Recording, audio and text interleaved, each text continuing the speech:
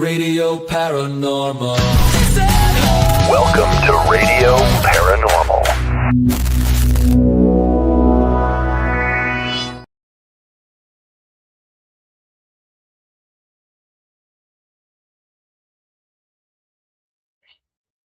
Hello. I think I lost Brandon. Or it didn't. I forgot to push the buttons because I was dancing to the damn theme song. So I forgot to go ahead and put us up.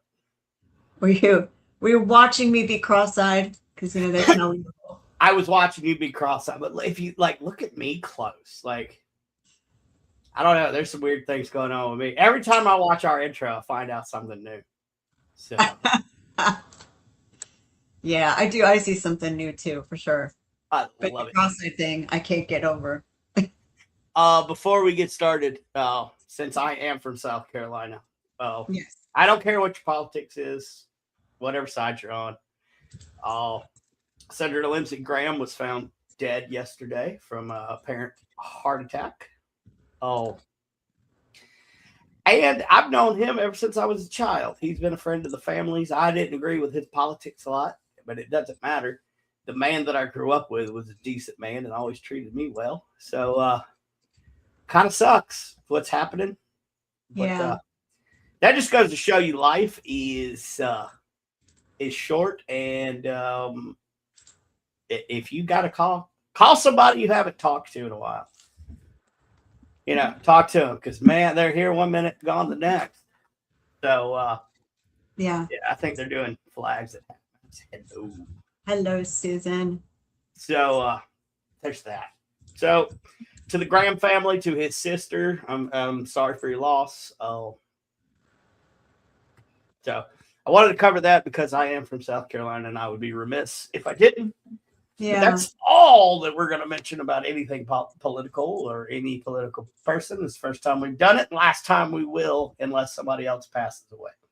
right. So, thoughts and prayers go out to the Graham family. And they're from my hometown. I'm sure I'll run into his sister or whatever. But Yeah. anyway, I'm excited about the show. But first, we got to pay bills, don't we? We do have to pay bills. We got to pay some bills. We have the bills. So, first of all, we have a TikTok page, folks. Do we? God, I'm still working on it.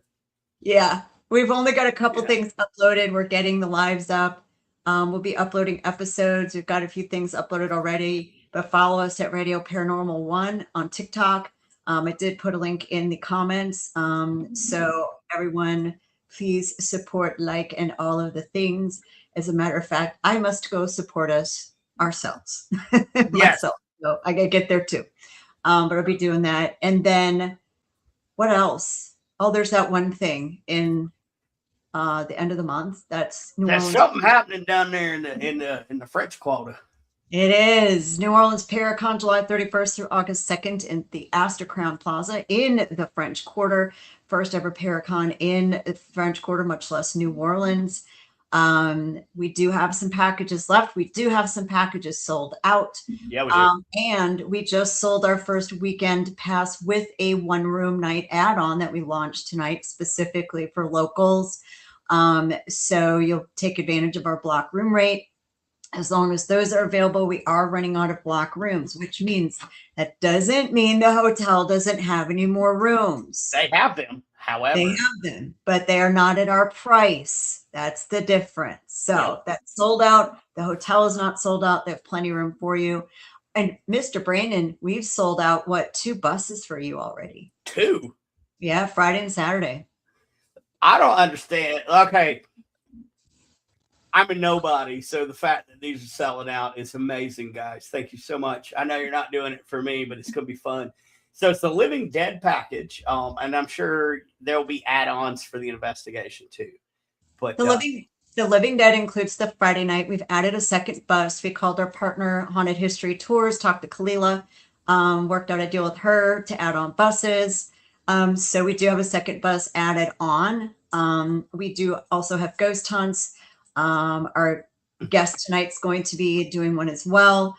I believe it's at the Voodoo House. That's going to be cool. Yeah. So that one, folks, that one is not getting love. And it's crazy because, first of all, it's only 16 people. That's it. If you want something small, there you go. You've got your Paracelebs there. You've got New Orleans Paranormal Society there. We've been going there the second longest out of all of our locations. It is a building on the private current residence of a local Louisiana voodoo priestess. You are never going to get in here without us or the Paracon.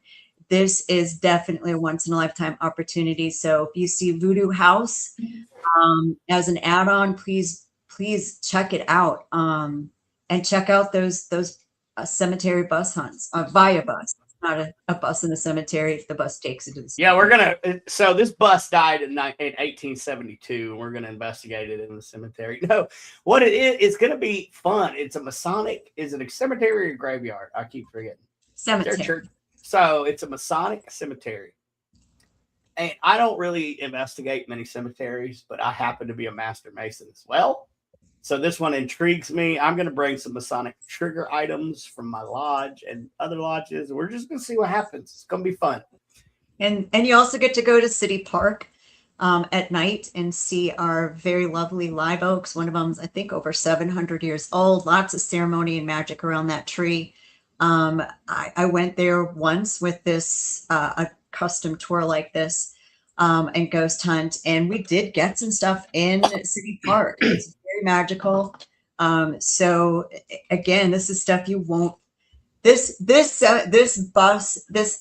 ghost hunts via the bus are only available for the Paracon. This is something we created specifically for the Paracon. So Haunted History does have a Dead of Night cemetery bus tour. That is not this. We partnered with them. We said we want to do something custom.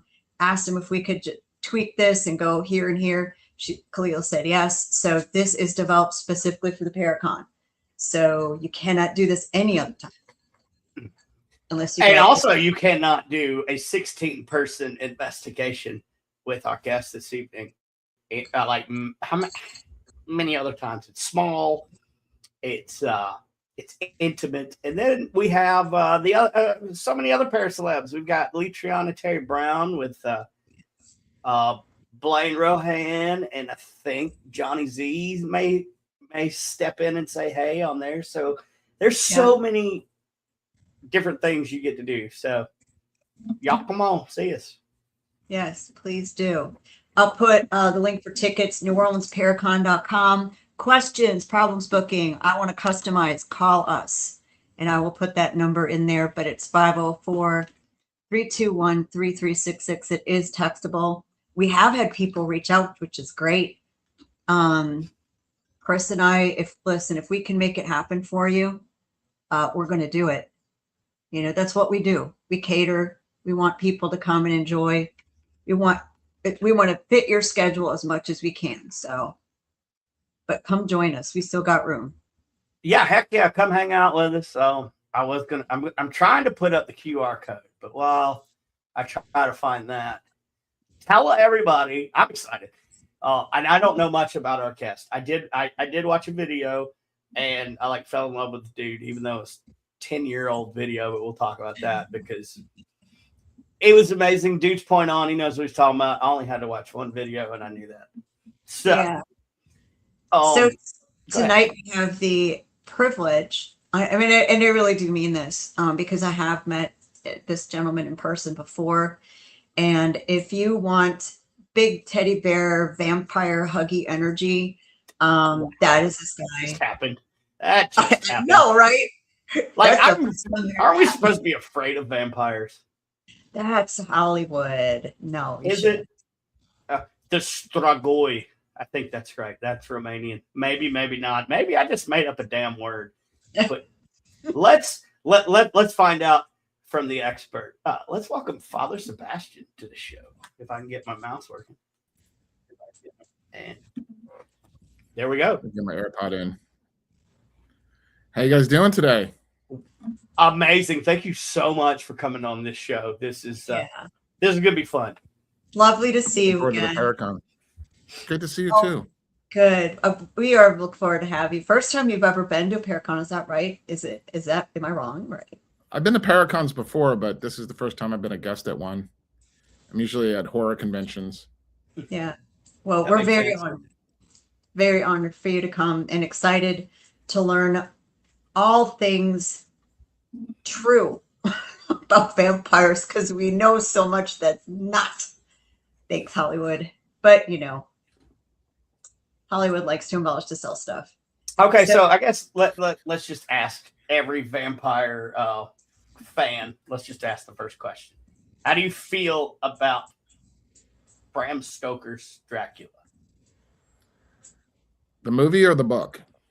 Let's go with the book and the lore behind it. The movie was, it was fine, but the book's better. I'm really an Anne Rice fan. Don't tell anybody. Secret is safe here. Okay, I've been around Anne Rice's literature my whole life, and I'm a former LARPer. I played Vampire the Masquerade for a couple years. And by the way, Anchor Bell 868 Los Angeles. Good to see you, brother. He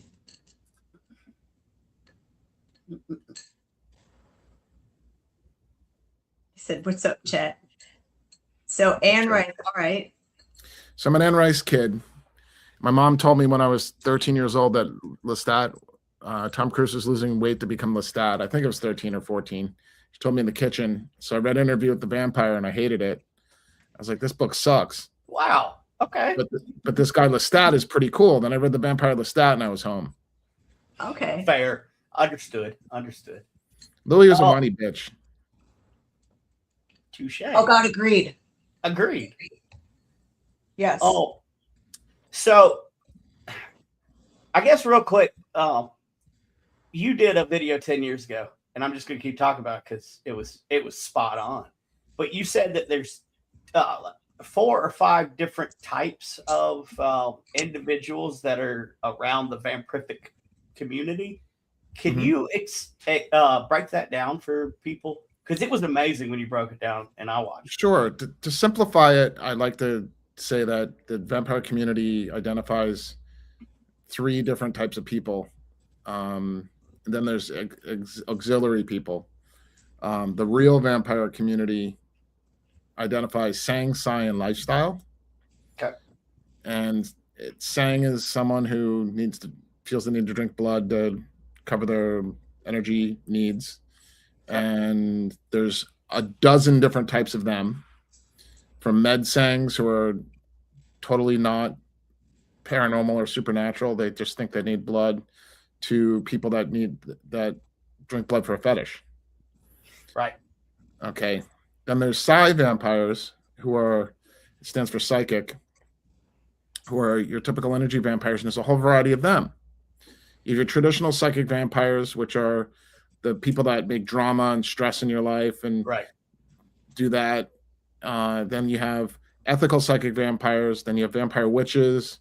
Then you have energy vampires. And then you have hybrids, which are Sang and Psi.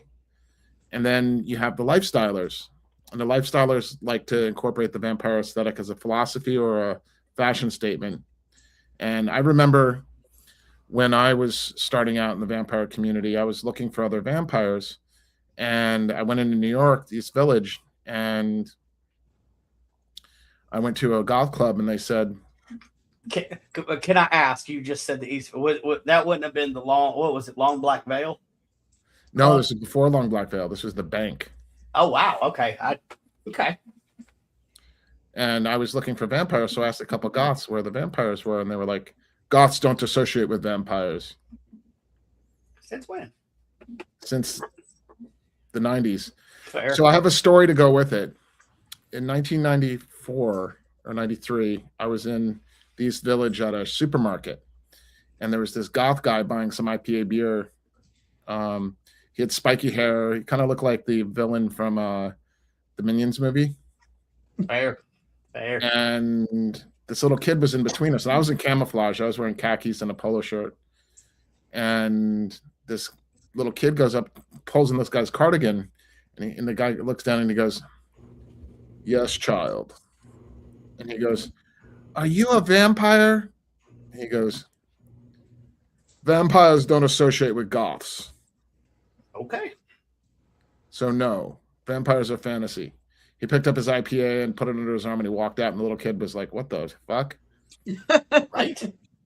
And I remember there's a club in London that's famous for goth called Slimelight.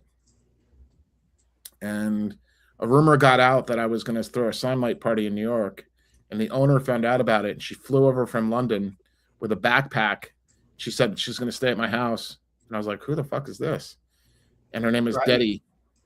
And she sat me down at a restaurant and pulled out a whole bunch of emails that she printed out. She goes, these are the goths protesting the vampires coming in to take over Slimelight.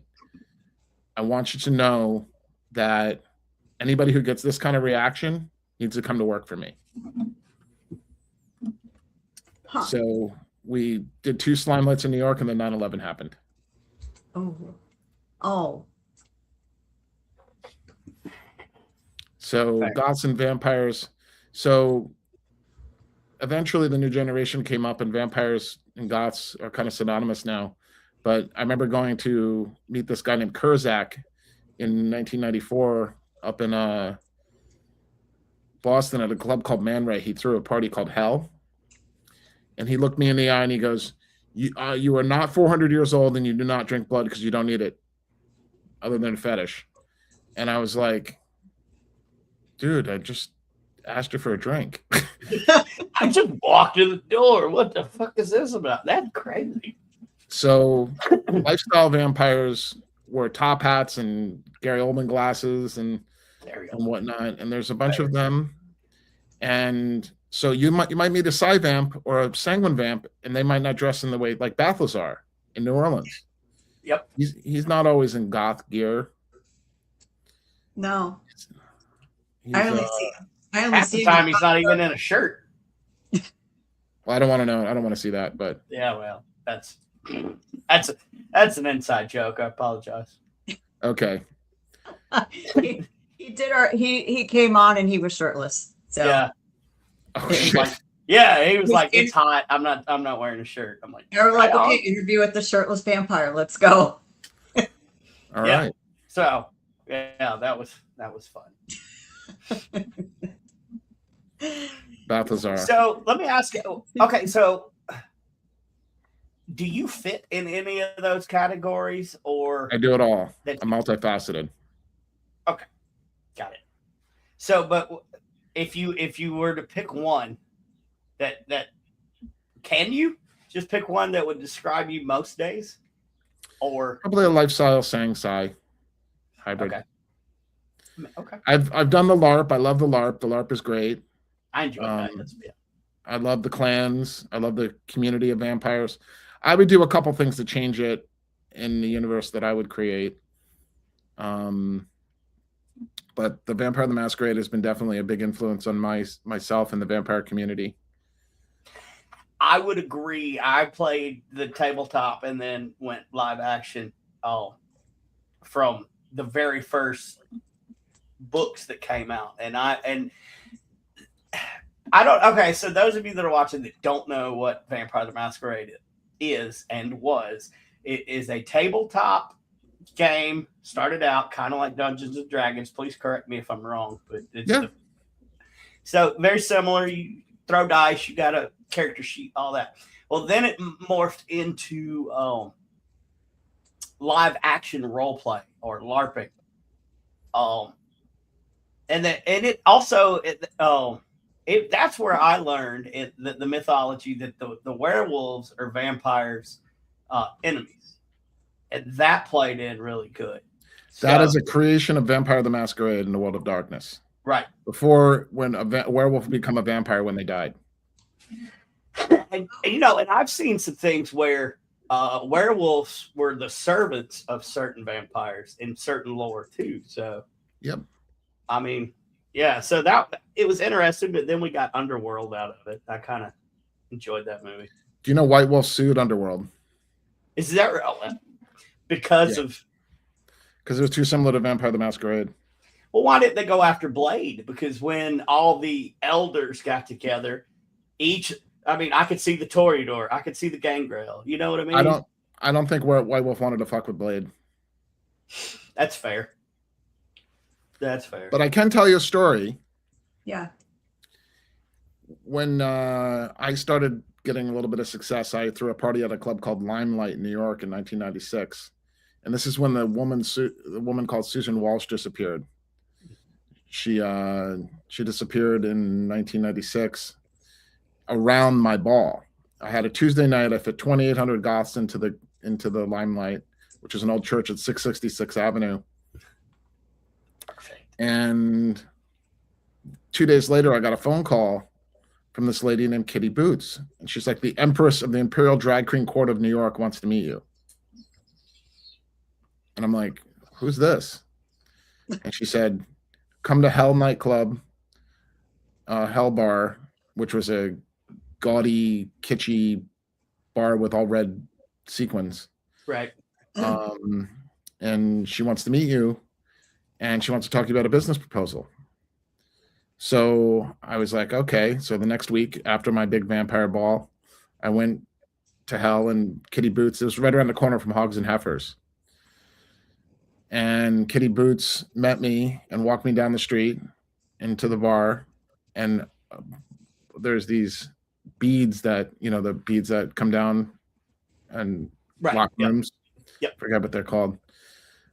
She put them aside, and there she was smoking a cigarette out of a extended cigarette extender with a top hat and curly blonde hair, probably about 35, 40. And she goes, darling, I'm Empress Chichi Valenti, and I would like you to be my vampire son. And I'm like, do tell me. She's like, I'm opening a nightclub called Mother in the fall, and I'd like you to come and run a Wednesday night called Long Black Veil in the Vampire Lounge. And she said, I'll pay you this amount of money to do it and promote it, and we'd like you to be a part of the experience in our family club called Mother. So I was like intrigued, and so Mother became our home, and that's where the centerpiece of the vampire community was for 4 years after that. Everybody who's anybody in the vampire community came to Mother in Long Black Veil. Wow. See, that's why I mentioned Long Black Veil. Even I'm from South Carolina, and even I've heard, way down here of the Long Black Veil and the LBV. Yeah, man. So I never got to go up there. I wanted to, but But yeah, that place is still amongst it's Hall of Fame for any vamps that were around back in the 90s. Absolutely. So, yeah, it's crazy. So what's around now as far as vampire clubs?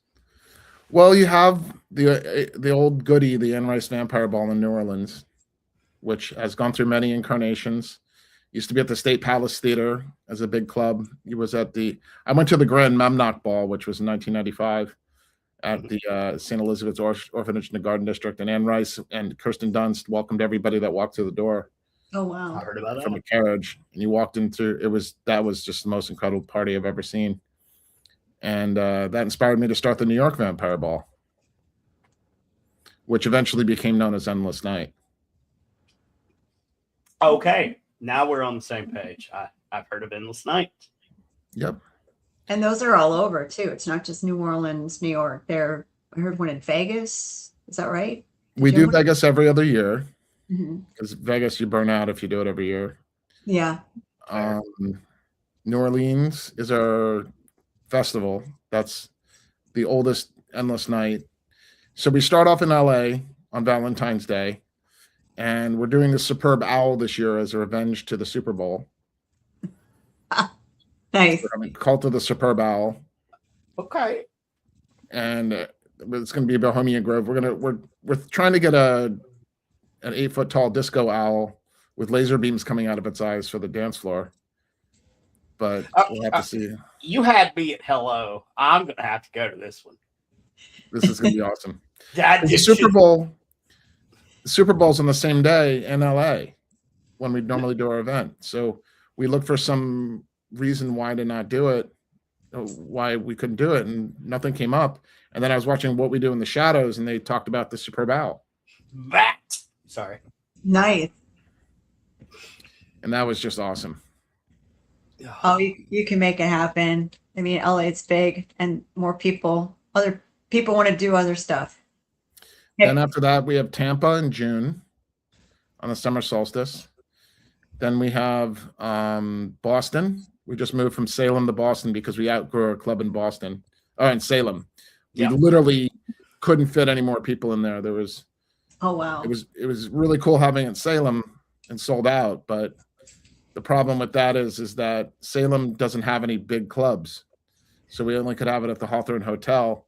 And Ben and Lex, the owners of Fangs, run the Boston Vampire Ball now at a new venue called the Royale. Oh. And then after that, we have our grand finale, which is New Orleans. And that's been at the House of Blues since 2000. So we're there longer than most of the employees of the House of Blues. Yeah, for sure. Oh, that's cool. Yeah. And one of our one of the investigators for New Orleans Paranormal Society, Robert Pryor, he's been to Endless Night. One of his buddies used to DJ it a few years, and he would come with them and help him on the DJ booth. So he said, and Rob is goth, but he is also psychic vampire. I'd known him for years. And I met him at Santo's bar here, which is also kind of gothy, vampy bar in the quarter. And I was going to give him a hug. He goes, "I got to stop you." And he said, "I've stopped you." And I said, "Why?" He said, "Well, I don't do it on purpose, and I normally control it. But," he said, "I'm a psychic vampire." He said, "I will do my best not to suck your energy dry." I'm like, "Gee, thanks." And Father Sebastiaan covered that in that video, and he called him ethical psychic or psi-vamp. Yes. And it makes if when you meet him, you'll get it. He's the sweetest guy. He's so sweet. Chaos magic, vampire, all the things. So yeah. But that was my third vampire person I've met. Only psychic one that I know of. The other two do drink blood. Balthazar's one. Mm-hmm. And we all know that. And then I have another friend of mine who's in LA right now. I know her by Irena, but I think she goes by Raven. And when I met her, she said that she was a daughter of Father Sebastiaan. So she had studied vampire practices and become a member and all the things. So I got a little education from her on vampires, but I was also told they aren't allowed to talk much about certain things. What's the first rule of Fight Club? Don't talk about Fan Club. Talk about Fight Club. Well played. So I've never been to New Orleans. I'm looking forward to coming down to this paranormal convention. But ever since I was a kid and I found out that there was such a thing as a fangsmith, I have always wanted a set of fangs. This may be a loaded question, but would you happen to by chance know somebody who's a fangsmith? Will you be fangsmithing at the Paracon? For select people, if you prove yourself worthy, maybe we'll consider it. Well played. I like the way you put that. That's kind of how I live my life too. If you earn it, like respect is earned, not given. So I'll probably bring my fan kit. I'm considering it.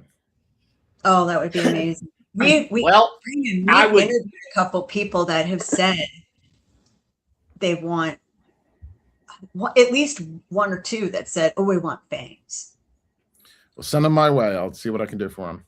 All right. I'm going to have to go back and remind myself who they are. Well, as long as it's me, you're fine with it. So yes. Yeah. No, that would be amazing. But we'll definitely find out when we get down there. But so how do you learn the art of fangsmithing? Well, it started with me going to my girlfriend going to me, "I want fangs for my prom."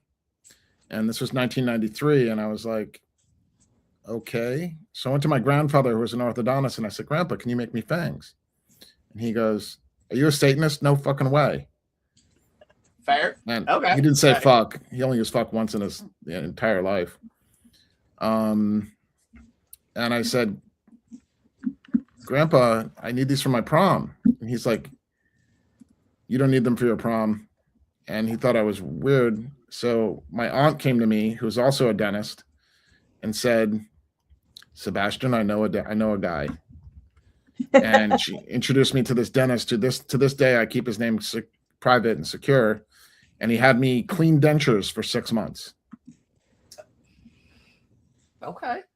So he prepared me to go to the conventions. Then on Christmas Day, 1994, I made my mom a pair of fangs for Christmas. Oh, nice. Then I became a professional fangsmith after that. And the fangsmithing, let me make something clear. Fangs don't make you a vampire. Correct. But fangs definitely can trigger awakenings. Yeah. The awakening is coming out of the coffin when you feel like it.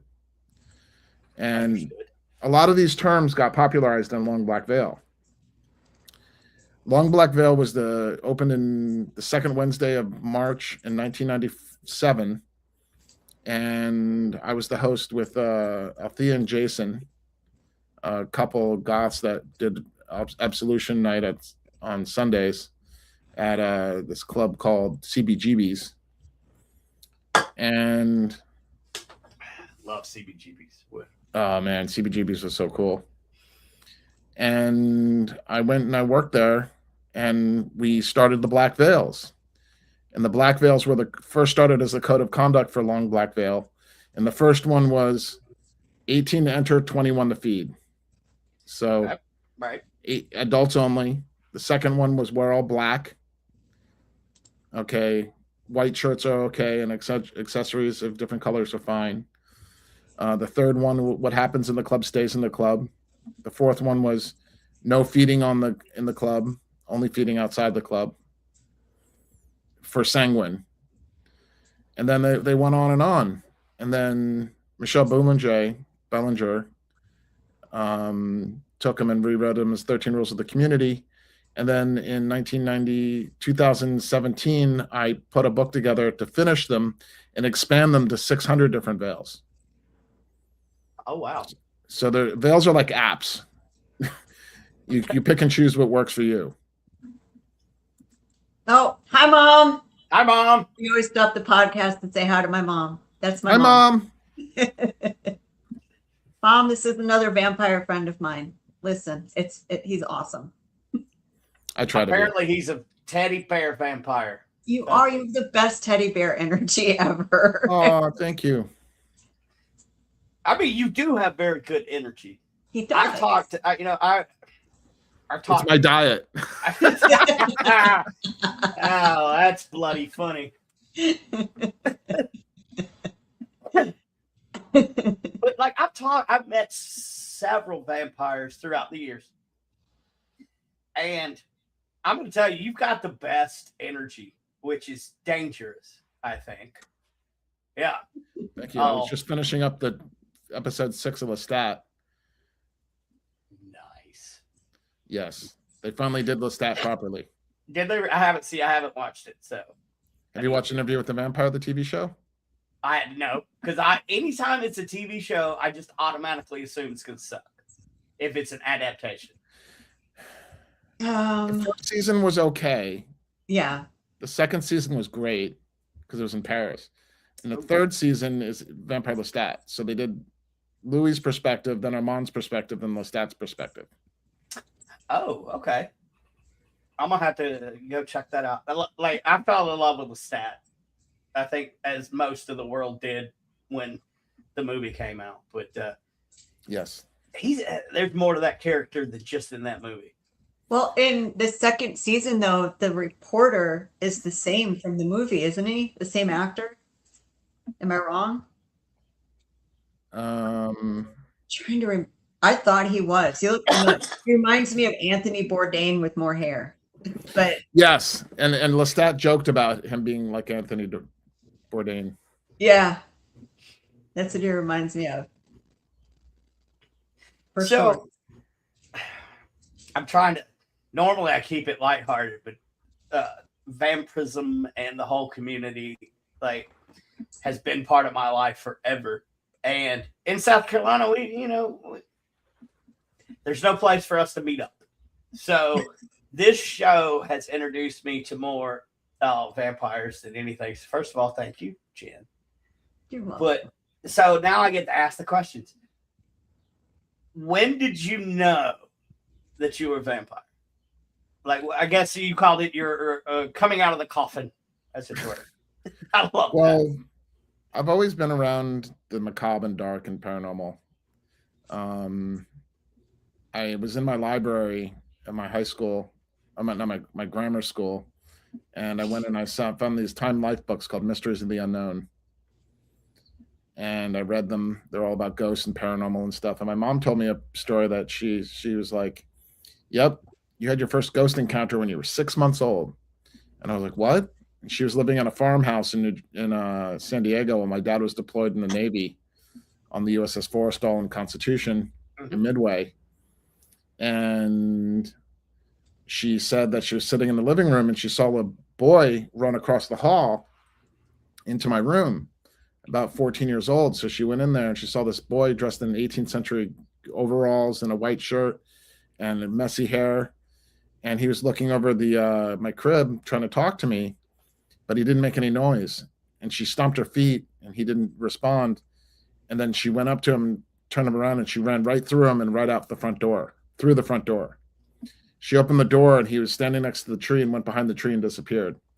Oh, wow. And the UCLA parapsychological organization came in and they did a seance with him, and they found out that he was hung by the farmer's daughter's father,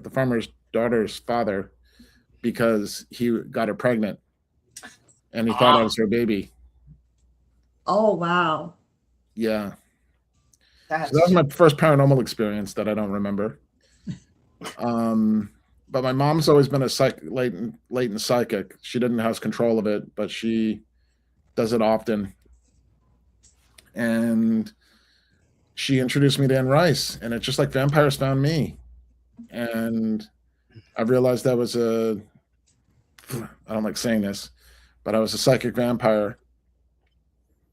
And I prefer living vampire as the term. So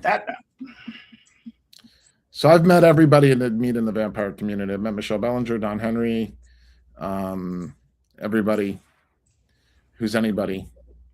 I actually got, do you remember that show, Madhouse? Yeah, oh yeah. Yep. Don Henry the Vampire, I was asked to look at his videos, and they sent me 3 CDs while I was living in Amsterdam, and I picked him out, and so I helped in casting him for a Madhouse, because I was living in Europe at the time. I was in Amsterdam, which was really freaking cool. I enjoyed Amsterdam. I was in the Marine Corps, so I got to travel, and then Amsterdam, the clubs in Amsterdam are amazing. That's all I have to say. There's no more to say about it, but they're amazing. They're freaking amazing. So, what pays the bills for Father Sebastiaan? I do have a day job, and we can't talk about that. Fair. So, okay, day job. Nothing wrong with that. But you've also written a few books, haven't you? Yes, I wrote Strigavai Sanguinamacon, Path of Vampire Magic, and I wrote Black Veils, Master Vampire Edition. My book, My Vampire Adventures, is coming out on October, and a couple preview copies have come out. I'll bring you a copy when I see you guys. That'd be awesome. Now, are you going to bring your books with you to the Paracon to sell? I'm going to try, but I got to mail them there, so I got to find a place to mail them to. Oh, send Chris a message. There are 2 places. We have 2 options that you could do that. Okay. So, okay, yes, cool. We can handle that offline. Well, that makes that easier. Yeah, we can. There's 2 places. One right by our house, depending on how early it gets there. And then there's always the hotel. But there's a receiving postal thing close to our, like just about 3 blocks from our house. So we can always walk over there and grab them for you. Thank you. I'll order them right away. So, okay. my friend in California and talking to the lovely Patty Negri, which we all can agree we just love her, talks about the beauty. Both of them have told me about the beauty of vampire magic and vampire practices. And vampire practices, I guess, is the title of the class that people can attend at the Paracon. So can you give us any kind of rundown of talk about the beauty or talk about the class? Because I want to see if my understanding is accurate or not. Vampire magic is metaphysical and non-metaphysical. The metaphysical side is called the night side, and the practical side is called the day side. Okay. And what you do is you divide things in between the two. Sleight of hand magic, costuming, plastic fangs, the atmosphere, the costumes, the candelabras, that's all day side stuff. Got it. Okay. And the night side is the magical world. Okay. Astral projection, energy feeding. So dayside sanguine vampires who are med-sangs can be dayside. Okay. And then night side vampires are usually the energetic magical side. So that makes sense. Vampire magic covers both areas. So for example, fangs are a form of vampire magic. And they do 4 things. Would you like to know? Yes, please. So fangs are really cool because they're a magic trick. They feel so real to you and so real to the person that's looking at you or you're nibbling on. Okay, I never suggest breaking the skin with them because human saliva is dirty as fuck. Correct. So what happens is that they're psychologically like a magic trick. Okay, they have the same effect. People are wondered, like they see you with fangs in a bar and they're like, wow, that's awesome. And fangs you can wear with anything. You can wear it in your track suit. You can wear it in a t-shirt. You could be naked. You could be clothed. You could be a hippie. You can be anything. You can be well-dressed. Fangs go with everything. The second thing is they're a connection to your primal nature. So people that wear them like the growl and hiss and howl and dance under the moon and all that stuff. The third thing is that they are they're a mask. Psychologically, it's like wearing a mask. Fair. And you feel different. You react differently when you have them on. And then the fourth thing is they're a sex toy. Everybody wants to kiss with their fangs on. I was going to say, I had a pair of the plastic ones that when you move your tongue across the top of your mouth, it would make the fangs come down. And then that's awesome. You could retract them. And on the sexual side, it's true. Like there's something about those fangs sliding down and, I mean, it's true. And it's a different kind of sexual energy. It's, I don't know how to describe it, but yeah, you're right about those fangs. Yep. Interesting. Very delicious. Chris is going to be asking you for fangs. So we call the glamour of vampirism. The glamour is like an illusion. The fangs are part of the glamour, which is a dayside vampire thing. And the dayside is defined by the experience of the 5 senses. Okay. Smell, touch, taste, hearing, and what's the other one? Sight. Okay. That makes sense. So I guess let's say the day side would be Broadway. I think, okay, I got it. You got to pay your taxes and your bills. Yep. You can't get away from that. Right. So then we have the night side. So tell me if this information that I received from someone is correct or incorrect. I guess the basis of nighttime, the metaphysical, is what I was told has roots in ancient Egypt and Mesopotamia. True. I would say more Mesopotamia. Okay. There were vampire-like beings in Mesopotamia called Lilitu, which were kind of like succubuses. They evolved into Lilith in the 14th century with the Zor. Then in Egypt, there's a thing called a Ka spirit, where the Ka is your vital essence and your Ba is your identity in that life. Right. And when you die, your family has to bring you food and sustenance and stuff like that. And if they don't, the Ka spirit will wake up and go after the family members, just like old vampires. But they're more like a psychic vampire. So because I read that maybe it was the Egyptian god Set, and his whole battle with Osiris, and I'm trying to remember if it was Seth, wasn't it, or Toth? It was Seth.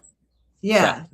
Yeah. That also that there was some mythology there about the immortal side of it because of that whole situation with those. No, that really had nothing to do with vampires. That was just okay. That's because I thought that was some of the information. Some more Mesopotamian. Okay, makes sense. Yeah, more Mesopotamia, but there were vampire-like spirits in ancient Egypt. But Egyptian scholars will say that Anne Rice tied together Egyptian vampires with Akasha. Okay, I don't know that I would have seen that in her stuff. Yeah, Brandon, we can't hear Queen of the you. Damned was all about it. Yeah, I could see that now that you mention it, because there is a lot of, thank you, Jen. There's a lot of Egyptian and Sumerian iconography in that movie. So yeah, I could see that. Yeah, there were more Sumerian, more Mesopotamia. You know, vampires until the 19th century with Polydorus the Vampire, Lord Ruthven, didn't have like an identity. They were like zombies that drank blood, or evil spirits that would come to you. So where do you think Hollywood gets this portrayal? I have my theories, but where do you think Hollywood comes up with these portrayals of Dracula? So let me leave you with this. There are three great vampire mythologies. The first one was Dracula, which was the accumulation of Carmilla, Barney the Vampire, Lord Ruthven. The 19th century Victorian vampires kind of evolved into Dracula. Then Dracula became the king of the vampires until Lestat took it over in 1975, because Lestat to me is the most awesome vampire. Agreed. Anne Rice wrote a vampire story that vampires do not believe in God. They've seen no evidence of God, so they're atheists. And Anne Rice came out with Vampire Lestat in 1984, I think. I could be wrong. In 1988, she came out with Queen of the Damned. And Akasha is Hindu for spirit. It's the fifth element. And Akasha in the book canon, she comes from Persia. She's Persian and meets Ankle and marries Ankle. And she is the connection between Egypt and vampires. Before there was really no connection. So the second great vampire mythology is Anne Rice, because she introduced a whole new dynamic to vampires being like angelic. And then the third great mythology was Vampire the Masquerade, which took all mythologies of vampire and put it into one universe. Yep. And expanded on that universe. Oh yeah. Again, I could talk a lot about Vampire the Masquerade, but because, I was there from the beginning. But I mean, it's just the way that it expanded. And, we mentioned it a little bit ago that White Wolf was suing people because they were taking the mythology that they had created. I mean, Blade took it. Yeah, Blade took it. But we're thinking alike, brother. Yes, sir. I mean, so by the way, I got raised a Master Mason in last February. Oh, well, so you have been so taken and accepted, my brother. It begins in my heart. Well, we have a lot in common, my friend. I'm so glad that we have made our acquaintance known. Maybe we sneak you into the cemetery. The That'd be fun. I've been there Yeah, come on. before, but I wasn't a Mason yet. Dude, Okay. come on, man. Like I'm excited about it too. So I'm bringing my coin and my Bible. The Awesome. two and we're just gonna see. But dude, you're more than welcome to come along if you'd like to. Yeah, get my number from Chris. Yeah. I'll Okay. present it to him. Yeah. All right. I have a theory of where all of this fang biting, blood consumption, all that comes from. Tell people, because people go on, come to New Orleans. Chris and I are with the general public all the time. They're like, are there really vampires? Yes, I know a few, and I'm friends with them, and they're lovely people.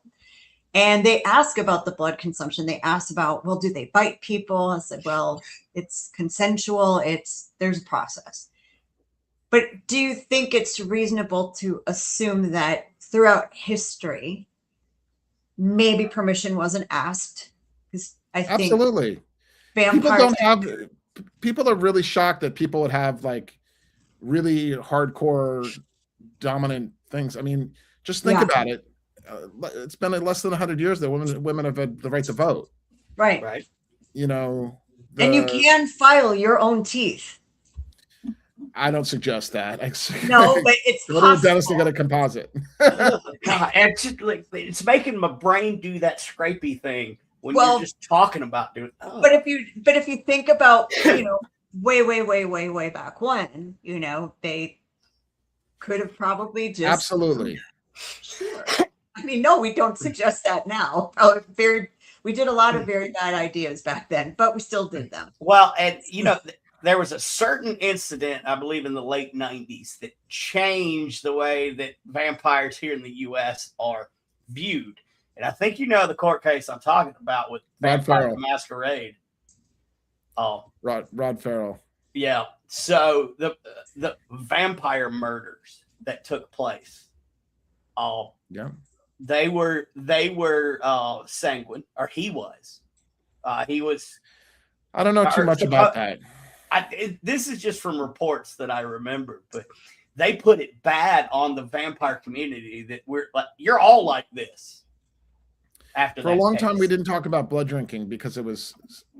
Let's get down to the thing about sanguine vampirism. Yep. Sanguine vampirism is very difficult to protect against STDs unless you trust your donor and you've got donors and donor has been tested and stuff like that. Yeah. I prefer monogamous couples. Fair. And I have a couple donors that are monogamous couples, one partner in there. And that's really the safest place for lesbians. Makes sense. Yeah. So is it okay? I've heard this too. In your back is generally where it's easiest. Yes. Like for a woman, it'd be like your bra line. Her bra line or underneath her shoulder blade. Yeah. Okay. So interesting. Consistency. Feeding is taking energy one way. Communion is exchanging energy. Right. So for your donors, do you have a specific, do you want them to eat a certain diet or? No. Okay. Blood type. Oh yeah, good call. Blood type. Typo negative is my favorite. And my favorite band too, yeah. What was funny is when I started making fangs, I went to the Dark Shadows Festival in New York in 1995, and I met a beautiful girl named Sandy who was dressed in a Wednesday Addams outfit. She was 30 and I was 19.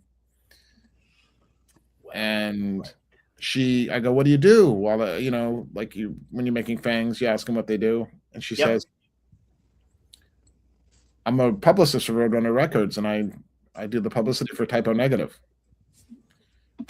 And I was like, you're my new girlfriend. She's like, no, I'm not, because I live in LA.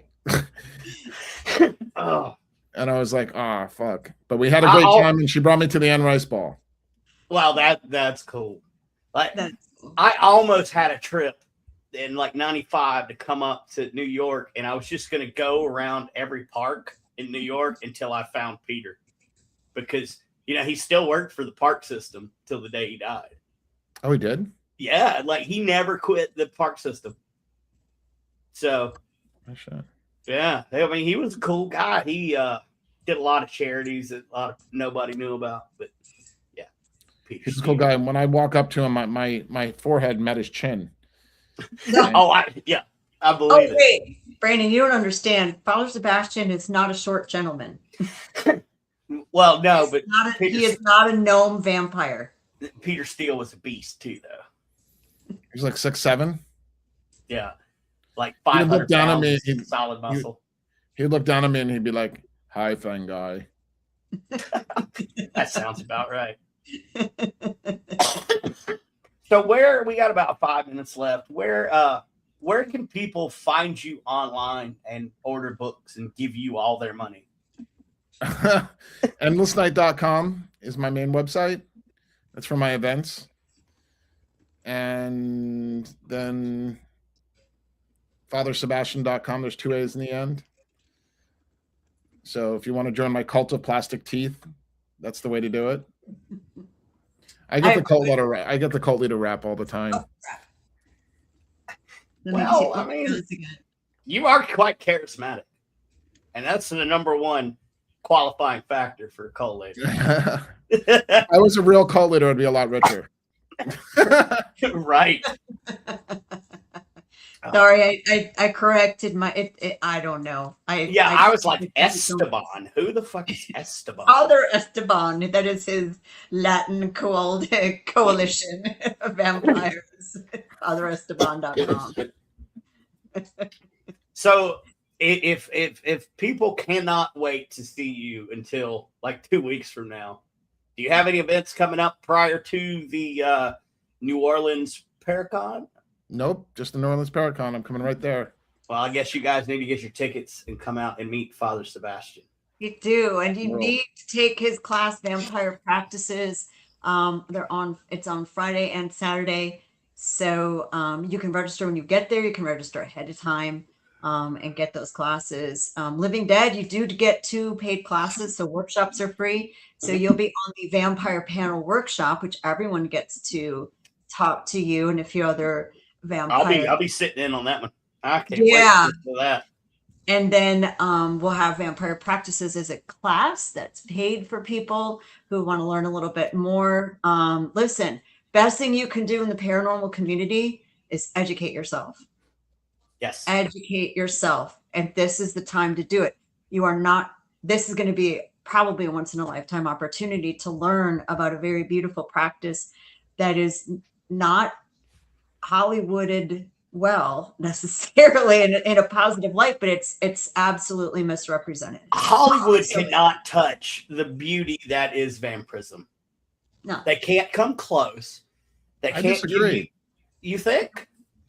I think what we do in the shadows is really beautiful. Okay, fair. I didn't think about that. Aaliyah and Queen of the Damned was a crap movie, except for Aaliyah and the soundtrack.